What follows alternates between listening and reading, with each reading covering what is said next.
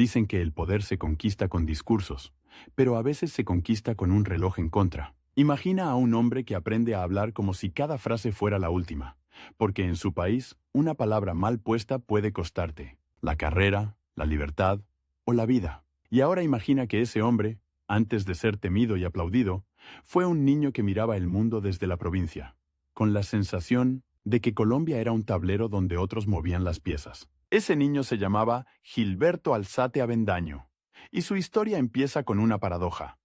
Nació para mandar, pero primero tuvo que sobrevivir a un país que parecía empeñado en devorar a sus propios líderes. 15 de febrero de 1910.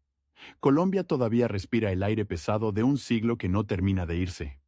Heridas abiertas, partidos que no discuten ideas, sino banderas, y una violencia que no siempre se ve, pero se siente en la forma en que la gente baja la voz cuando habla de política. En ese clima nace Alzate Avendaño. No llega al mundo en una capital que lo abrace con oportunidades.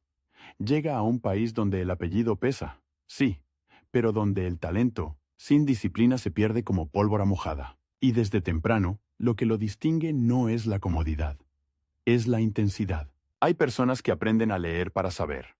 Él aprende a leer para atacar, para defenderse, para entender cómo se construye una frase capaz de doblar voluntades. Su infancia y adolescencia transcurren en un entorno donde la política no es un tema de sobremesa, es una presencia. Se habla de conservadores y liberales como si fueran clanes. Se habla de elecciones como si fueran batallas. Se habla de orden y tradición con la misma solemnidad con la que otros hablan de Dios. Y Gilberto, todavía joven, absorbe ese lenguaje como quien aprende un código secreto, pero no se conforma con repetirlo.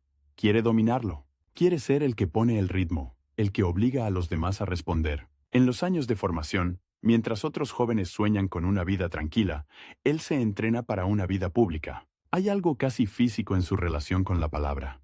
La palabra como arma, como escudo, como llave. Se vuelve un lector voraz, un observador de gestos, un estudiante de la psicología del adversario, porque en Colombia, y él lo entiende pronto, no basta con tener razón.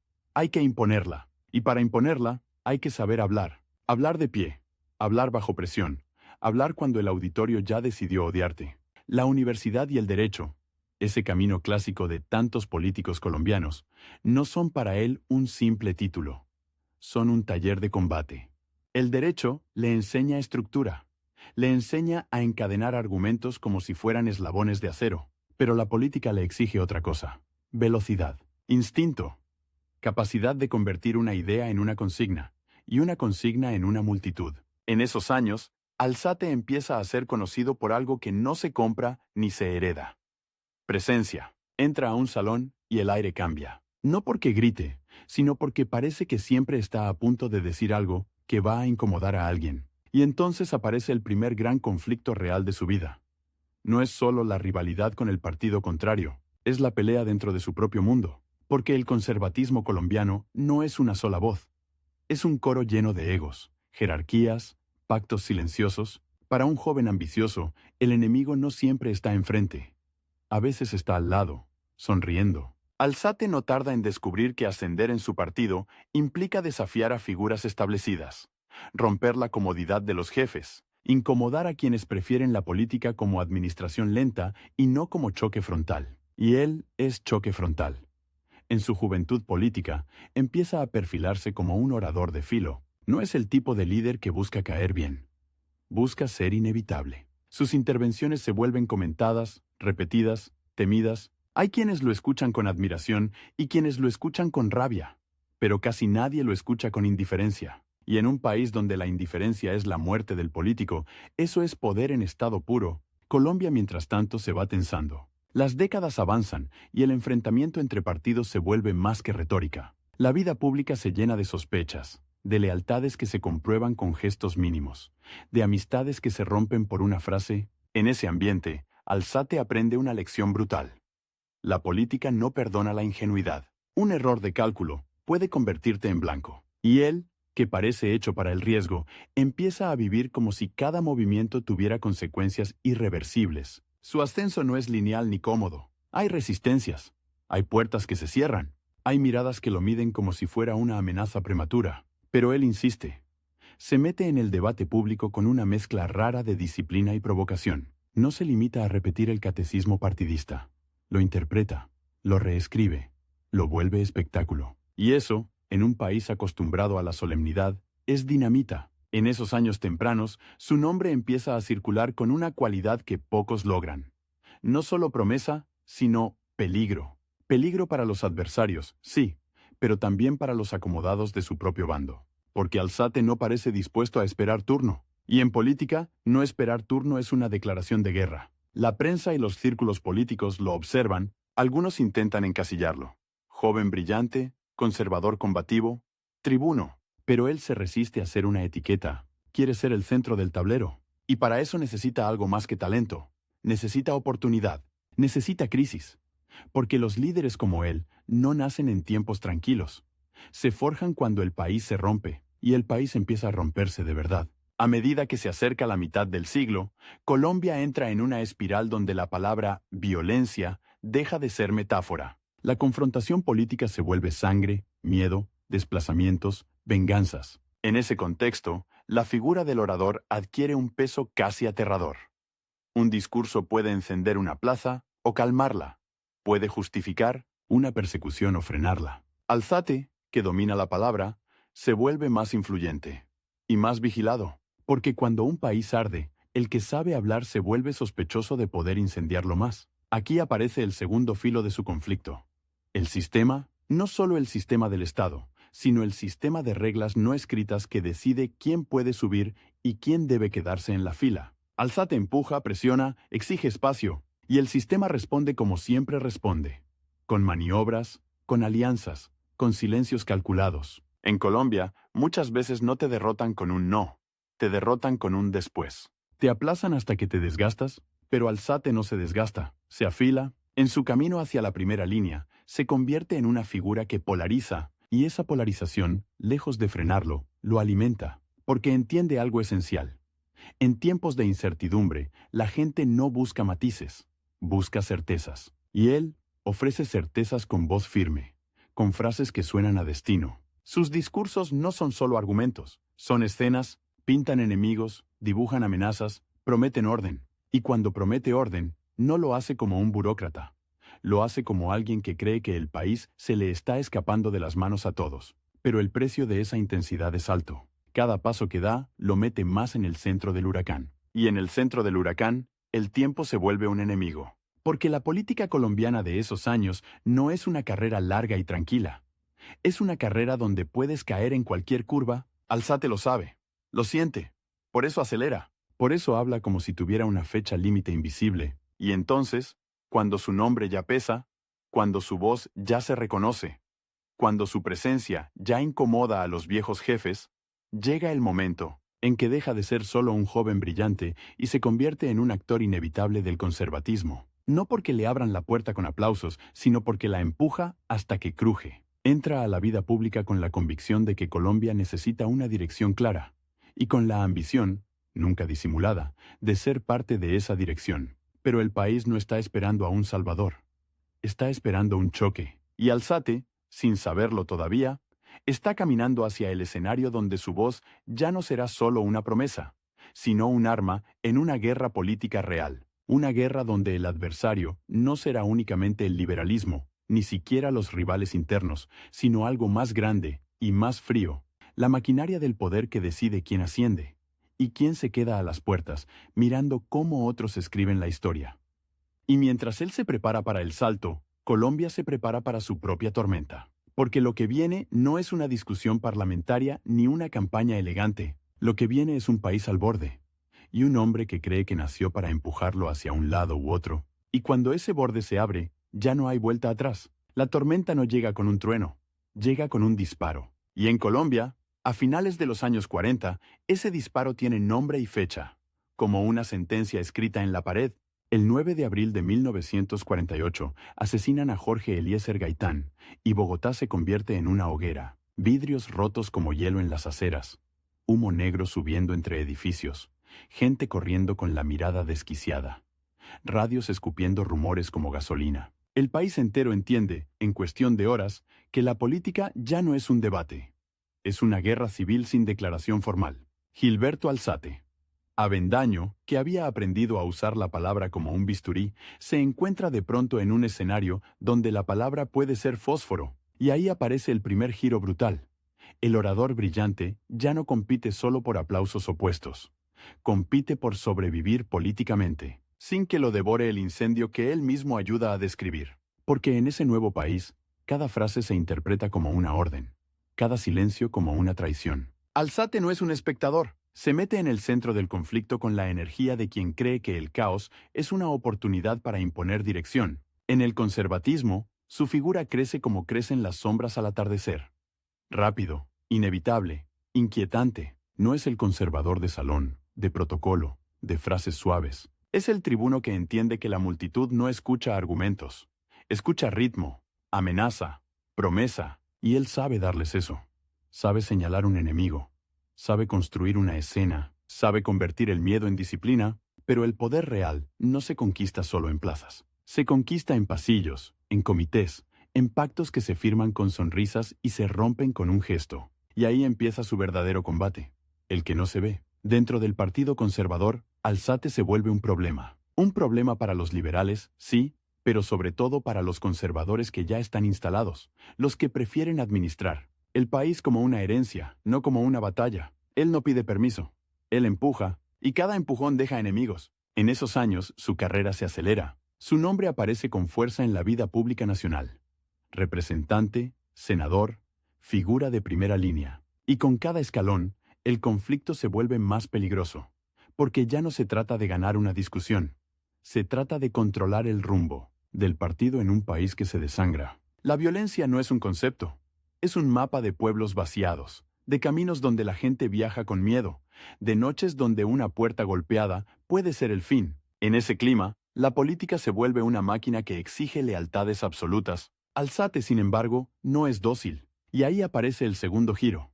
Su enemigo principal deja de ser el liberalismo y se convierte en la maquinaria conservadora que intenta domesticarlo. Lo quieren útil, pero no libre. Lo quieren brillante, pero no dueño del escenario. Lo quieren como espada, no como general. Y él, que nació para mandar, se resiste con una mezcla de inteligencia y desafío que lo hace aún más famoso y más aislado. En 1950 llega al poder Laureano Gómez, el gran jefe conservador, el hombre de la línea dura, el ideólogo temido. Para muchos, ese debería ser el momento en que el conservatismo se cierra como un puño y todos marchan en fila. Pero con Alzate no funciona así, porque Alzate no es un satélite. Es un cuerpo que quiere su propia órbita, y la relación con Laureano se convierte en un choque de voluntades, dos estilos, dos ambiciones, dos maneras de entender el mando. Laureano representa el control vertical.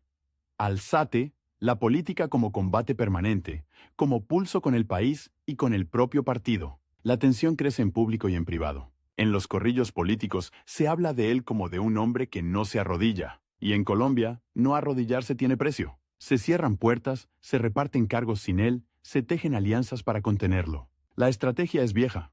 No lo destruyas, desgástalo, déjalo hablando solo. Pero Alzate responde como responde siempre. Con más voz, con más presencia, con más filo. Y entonces el país vuelve a girar de golpe. Laureano Gómez enferma gravemente, y el poder queda en manos de Roberto Urdaneta Arbeláez, como designado. El gobierno se vuelve una cuerda tensa. Por un lado, la violencia en el campo.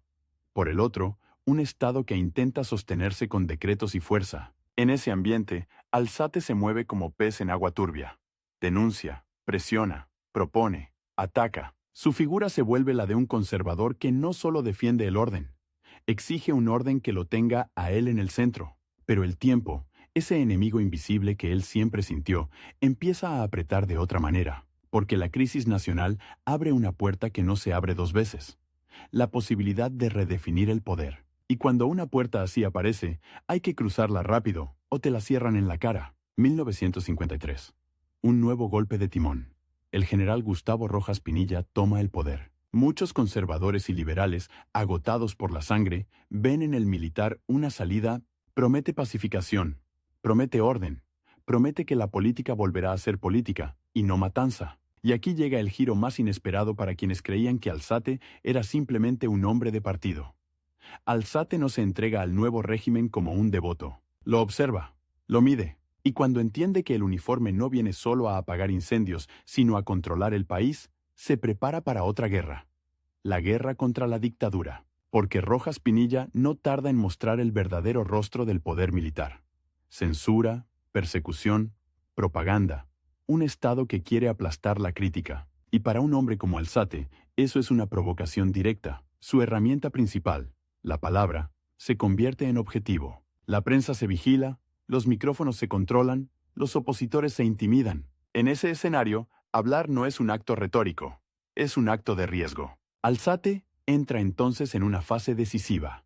Deja de ser solo un líder conservador en ascenso y se convierte en un opositor frontal a un régimen que pretende silenciarlo. Y lo hace con una mezcla de audacia y cálculo. No es un romántico suicida. Es un estratega que entiende que la dictadura cae cuando se le quita legitimidad, cuando se le rompe el relato. Y él sabe romper relatos. Sus discursos y posiciones empiezan a circular como cuchillos. En un país donde muchos prefieren acomodarse, él se expone y esa exposición tiene consecuencias. Vigilancia, presiones, amenazas veladas. La política vuelve a ser un juego donde el que habla demasiado puede desaparecer del tablero. Pero Alzate no baja el volumen. Al contrario, lo sube, como si quisiera obligar al país a mirarse al espejo. Mientras tanto, dentro del conservatismo, su figura se vuelve aún más incómoda. Porque oponerse a Rojas Pinilla no es solo oponerse a un gobierno. Es oponerse a los que, por miedo o conveniencia, se acomodaron al régimen. Y ahí su conflicto se multiplica.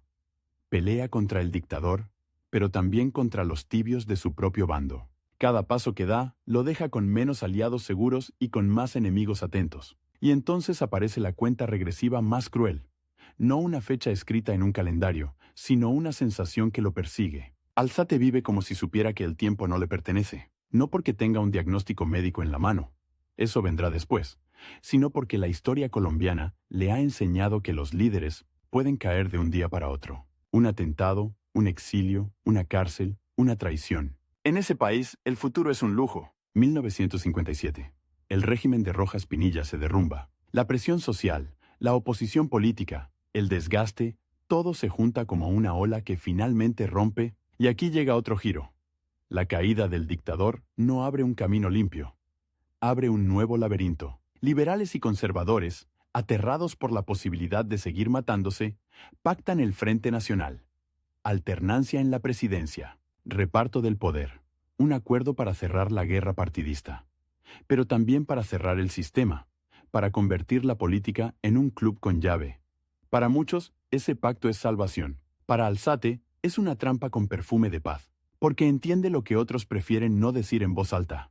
El Frente Nacional puede detener parte de la violencia, sí, pero también puede congelar la democracia, repartir cargos como botín y dejar por fuera a cualquiera que no se someta al acuerdo. Y Alzate, otra vez, no nació para someterse. Su oposición al Frente Nacional lo coloca en una posición extraña y peligrosa.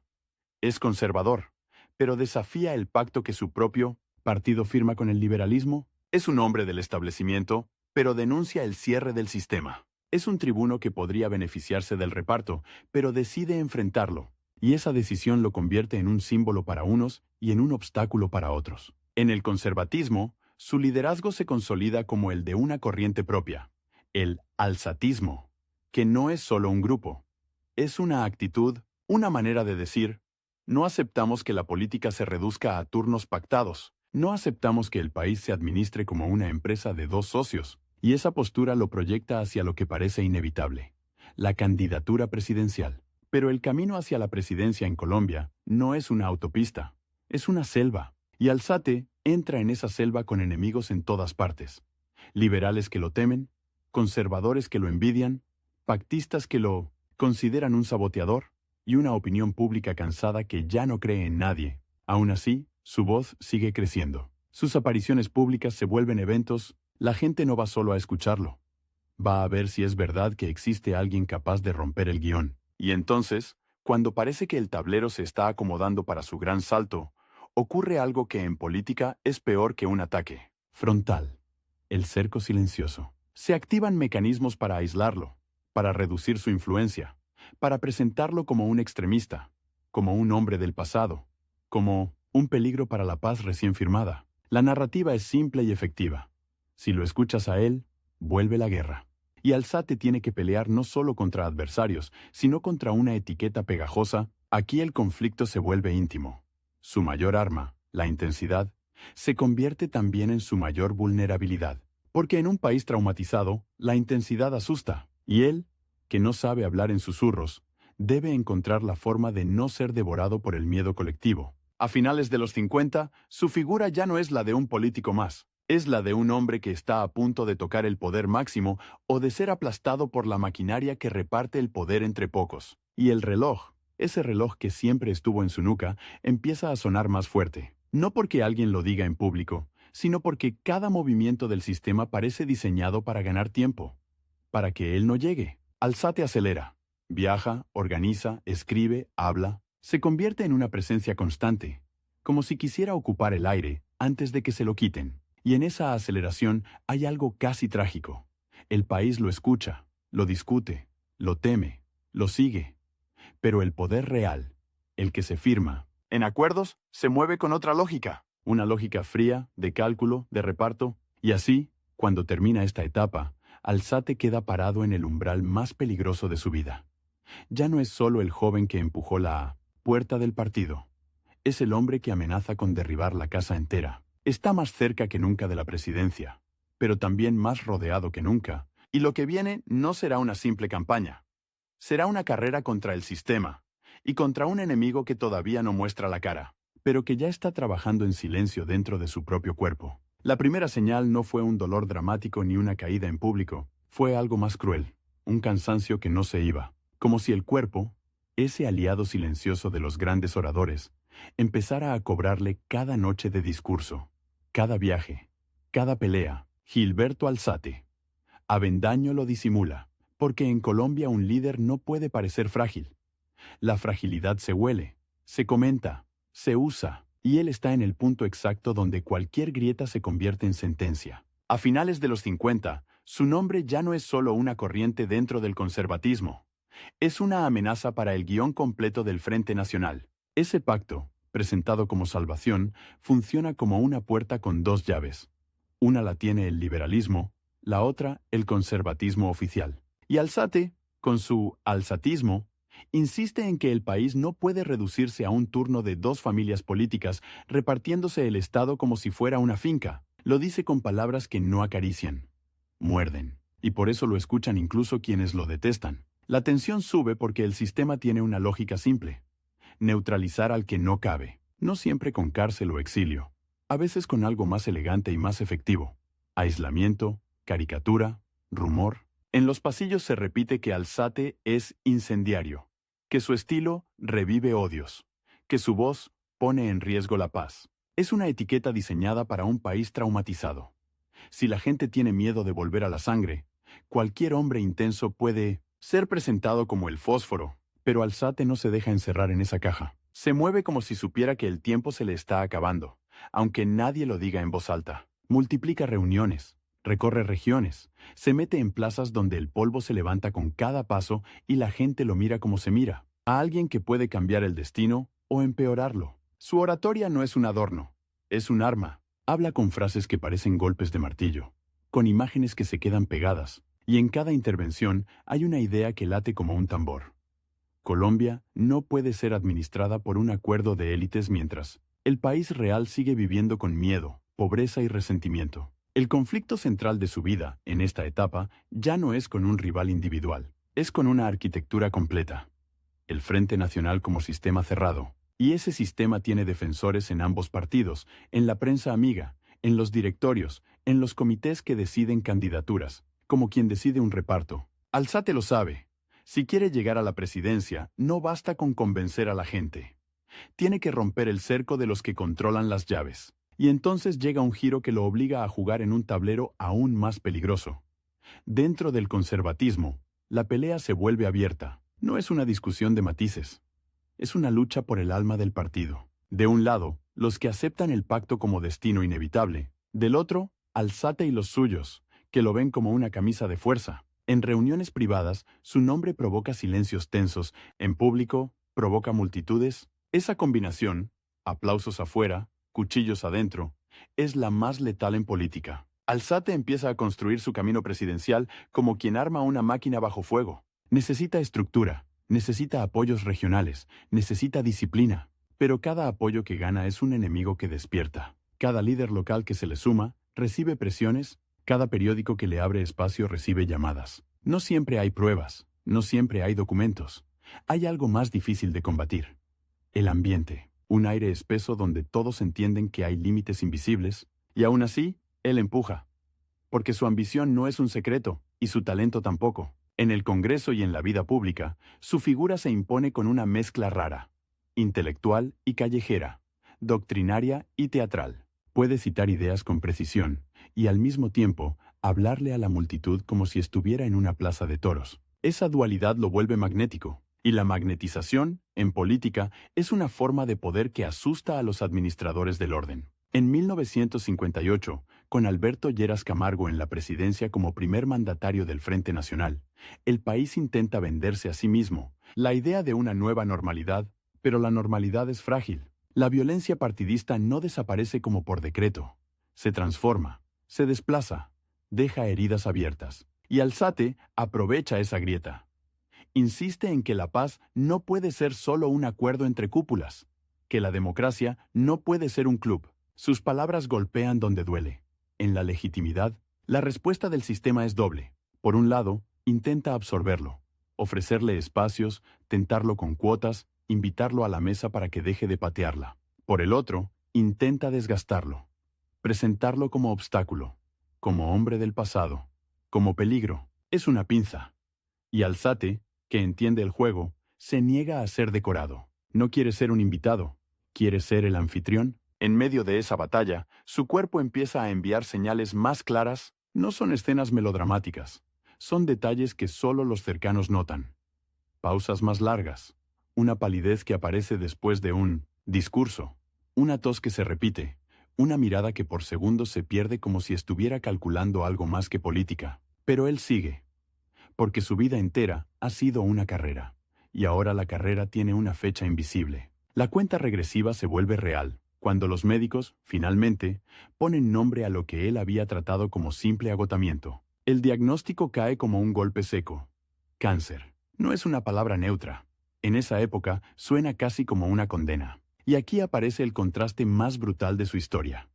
El hombre que quiere abrir el sistema político se enfrenta a un sistema biológico que se cierra. El tribuno que domina auditorios descubre que hay un enemigo que no escucha discursos. Alzate no convierte la enfermedad en espectáculo, no se victimiza en público. La maneja con discreción, como si admitirla fuera darle ventaja a sus adversarios. Y lo es, porque en política la salud es capital. Un rumor de debilidad puede desarmar una candidatura antes de que empiece. Así que él hace lo que ha hecho siempre: apretar los dientes y acelerar. La aceleración se nota en todo. Sus jornadas se vuelven más intensas.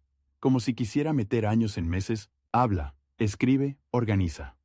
Se reúne con dirigentes, define líneas, discute estrategias. Y en cada conversación aparece la misma obsesión: no dejar que el Frente Nacional convierta la alternancia en destino eterno. Quiere una candidatura conservadora que no sea un trámite, que no sea un nombre escogido para no incomodar al socio liberal. Quiere disputar de verdad. Pero el sistema también acelera. Los pactistas entienden que el tiempo puede jugar a su favor. Si Alzate se desgasta, si se enferma más, si se apaga, el problema se resuelve solo. No hace falta derrotarlo en una convención. Basta con esperar. Y esa espera, esa frialdad, es quizá el enemigo más despiadado que enfrenta. La política convertida en cálculo sobre la vida de un hombre. Aún así, hay momentos en que parece que Alzate puede romper el cerco. Sus seguidores crecen. Su figura se vuelve símbolo de inconformidad dentro del conservatismo. En plazas y reuniones, la gente repite su nombre con una mezcla de esperanza y rabia. Y él, consciente de que cada aparición puede ser una de las últimas, se entrega con una intensidad casi física. Su voz no suena como despedida, suena como desafío. En privado, sin embargo, la realidad se impone: tratamientos, consultas, viajes médicos. El cuerpo le exige pausas que él no quiere conceder. Y aquí llega otro giro, silencioso pero devastador. El tiempo deja de ser metáfora política y se convierte en calendario clínico. Ya no es antes de que el sistema me cierre el paso, sino antes de que el cuerpo me cierre la garganta. Esa presión transforma su manera de mirar el poder. Ya no se trata solo de ganar una presidencia, se trata de dejar una marca, de impedir que el pacto se vuelva dogma. Alzate empieza a hablar con un filo aún más claro contra la idea de que la democracia pueda suspenderse en nombre de la paz. Señala el riesgo de un país donde la oposición real queda fuera del juego, y aunque muchos no lo admitan, sus críticas anticipan tensiones que Colombia cargará durante décadas. La exclusión política como semilla de nuevas violencias. La paradoja es cruel.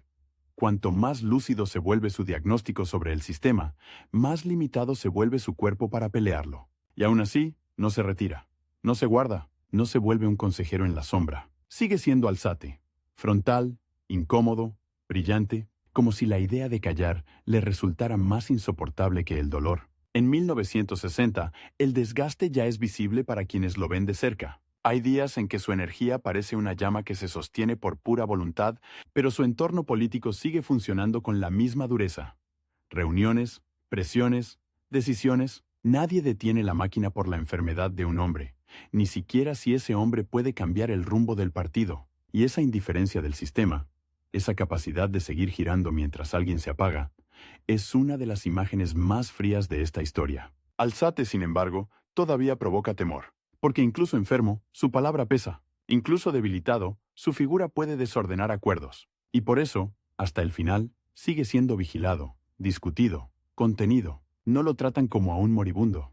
Lo tratan como a un riesgo. Y eso, en cierto modo, es su victoria. El sistema no logra convertirlo en un recuerdo antes de tiempo. El 17 de noviembre de 1960, la carrera se detiene, muere con apenas 50 años. La noticia cae como un golpe en un país acostumbrado a la muerte violenta, pero no por eso menos impactante. Aquí no hubo bala ni atentado, hubo algo más implacable, un enemigo que no negocia. Y de inmediato se siente el vacío. No solo el vacío humano, sino el vacío político, porque con Alzate se apaga una posibilidad real de fracturar el reparto, de obligar al conservatismo a mirarse distinto, de incomodar al Frente Nacional desde adentro con una fuerza que no era marginal. Su muerte produce un silencio raro. El silencio de los que lo seguían y no saben a quién seguir. Y el silencio de los que lo combatían y no quieren admitir el alivio. En los días posteriores, su figura se convierte en disputa. Unos lo recuerdan como tribuno excepcional, otros como agitador peligroso, otros como conservador heterodoxo que se atrevió a desafiar a su propia casa, pero hay un hecho que nadie puede borrar. Peleó contra el sistema más cerrado de su tiempo cuando ese sistema se presentaba como la única salida, y ahí queda la imagen final de esta etapa. Un hombre que quiso abrir una puerta política, mientras otra puerta, la del cuerpo, se cerraba sin permiso. Un líder que corrió contra el Frente Nacional y contra el reloj biológico al mismo tiempo, y que, incluso perdiendo la última batalla, dejó una pregunta clavada en la historia colombiana. ¿Qué habría pasado si el país hubiera tenido que enfrentarlo en las urnas y no en el rumor de lo que pudo ser? Dicen que la muerte iguala a todos. Mentira. A algunos los mata y los deja quietos. A otros los mata y los vuelve más peligrosos. Porque cuando Gilberto Alzate Avendaño se apaga, no se apaga su pelea. Se queda encendida, como una mecha que nadie ve. Hasta que vuelve a arder en otra época, con otros nombres, con la misma herida. El país amanece con la noticia. Y por un instante, el ruido político se queda sin libreto. No es un asesinato, no hay culpable visible, no hay un enemigo al que señalar con el dedo. Es peor, es una derrota sin revancha. 50 años. Una edad que en política suele ser el inicio del verdadero asalto al poder, no el final. Y sin embargo, ahí está. 17 de noviembre de 1960. La fecha cae como una piedra en el agua, y las ondas se expanden por todo el conservatismo. Por el Frente Nacional, por las redacciones, por los cafés donde se decide el país con una taza en la mano. El velorio y las reacciones no son solo duelo, son lectura de fuerzas. Los que lo siguieron sienten que les arrancaron el timón en plena tormenta. Los que lo combatieron, incluso los más fríos, entienden que se fue el único capaz de romper el pacto desde adentro con una mezcla de inteligencia y calle que no se improvisa. Y los que lo toleraban por cálculo, porque era mejor tenerlo cerca que suelto, se quedan mirando el vacío como quien descubre que el problema se resolvió solo. Y aún así, no puede evitar un escalofrío, porque hay victorias que se sienten sucias. En los días siguientes, empieza la operación más antigua de la política: domesticar al muerto, convertirlo en estatua, en frase bonita, en recuerdo inofensivo. Es el intento de quitarle los dientes a su legado. Se repiten elogios cuidadosamente recortados: gran orador, hombre de partido, figura brillante, pero se omite lo esencial: que fue un disidente feroz dentro de su propia casa, que se negó a aceptar que la democracia se redujera a un turno pactado, que denunció la exclusión como semilla de futuras tragedias. Se intenta encerrar su vida en un marco decorativo, como si su historia fuera un cuadro para colgar en una oficina, no una bomba moral. Y ahí aparece el primer giro de su vida después de la vida. Alzate empieza a existir en dos versiones al mismo tiempo: la versión oficial, pulida, apta para ceremonias, y la versión subterránea, la que circula en conversaciones de pasillo, en memorias de militantes, en la nostalgia de quienes vieron en él una salida distinta. En esa segunda versión, Alzate no es un recuerdo, es una acusación, una pregunta que no deja dormir.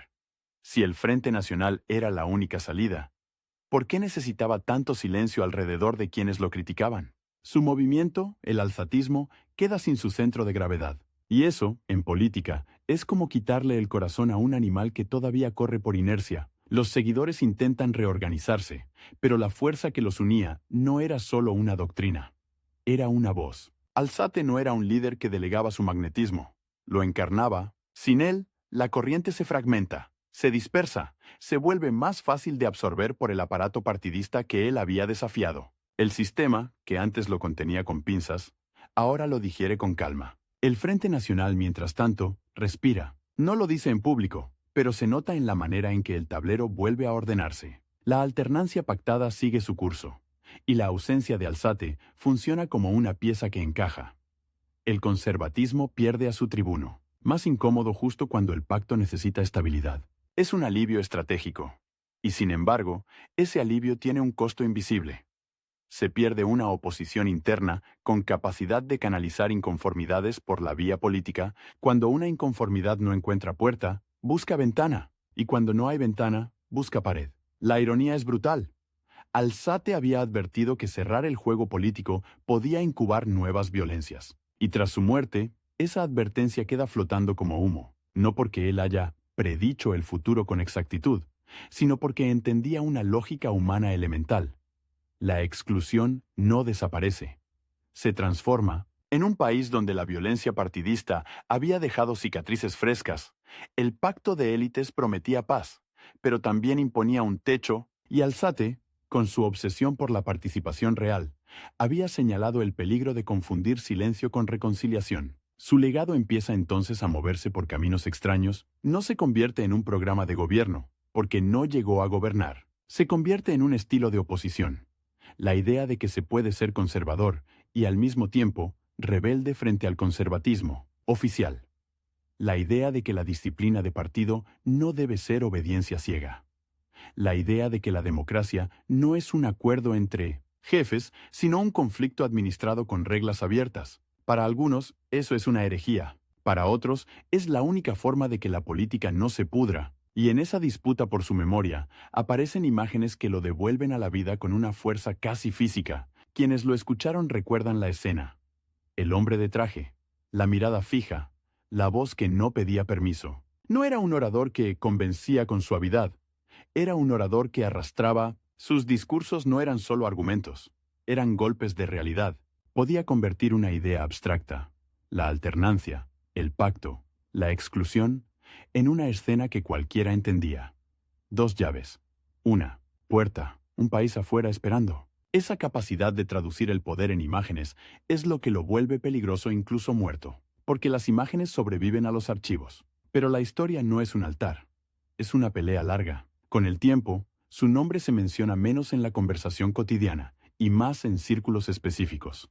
Estudiosos, militantes, viejos, conservadores que lo recuerdan como el último gran tribuno de una época. Y ahí llega otro giro inesperado.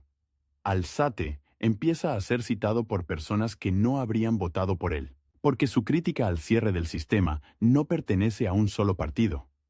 Pertenece a una experiencia colombiana más amplia. La sensación de que el país real siempre llega tarde a la mesa donde se decide su destino. Su muerte temprana también alimenta el mito del casi candidato, casi presidente, casi ruptura. Y el casi es una sustancia poderosa. Permite que cada quien proyecte en él lo que necesita. Para unos, habría sido el gran reformador conservador. Para otros, habría sido un incendiario que habría reabierto heridas. Para otros, habría sido simplemente un político más, devorado por el mismo sistema que combatía. La verdad es que nadie puede probarlo, y esa imposibilidad convierte su figura en un espejo. Cada época se mira en Alzate y ve su propio miedo. Sin embargo, hay algo que sí se puede medir.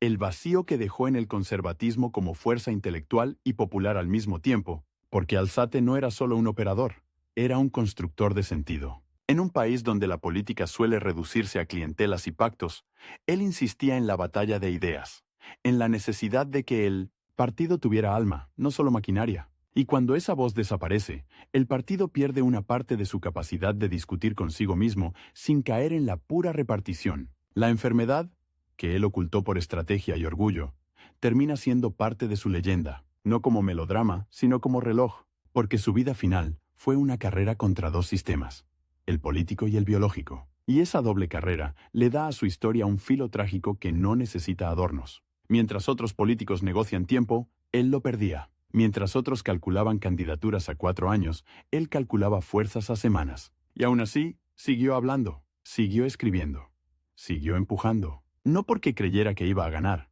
sino porque no soportaba la idea de rendirse ante un pacto que consideraba injusto. Con los años, su figura queda atrapada en una paradoja. Es recordado como un gran conservador y al mismo tiempo como un gran inconforme. Y quizá esa sea su herencia más incómoda. Demostrar que la rebeldía no siempre viene de afuera del sistema. A veces nace en el corazón, mismo de una tradición que se niega a morir por obediencia. Alzate no fue un revolucionario en el sentido clásico, pero sí fue un perturbador del orden pactado. Y en Colombia, perturbar el orden pactado es tocar el nervio. Al final, lo que queda no es una presidencia, ni una reforma firmada, ni una foto en el despacho, lo que queda es una tensión abierta. La sensación de que hubo un momento en que el país pudo discutir su futuro con más voces, con más riesgo, con más verdad, y eligió el cierre. Y esa elección, con el tiempo, se paga de maneras que nadie anticipa. Porque la historia de Gilberto Alzate Avendaño no termina el día que lo entierran. Termina, o vuelve a empezar, cada vez que Colombia se pregunta si la paz puede construirse sin oposición real, si la estabilidad puede comprarse al precio de la exclusión, si el orden vale más que la representación. Y entonces, como un eco que atraviesa décadas, regresa su figura. El hombre que quiso abrir una puerta mientras el cuerpo le cerraba. La garganta.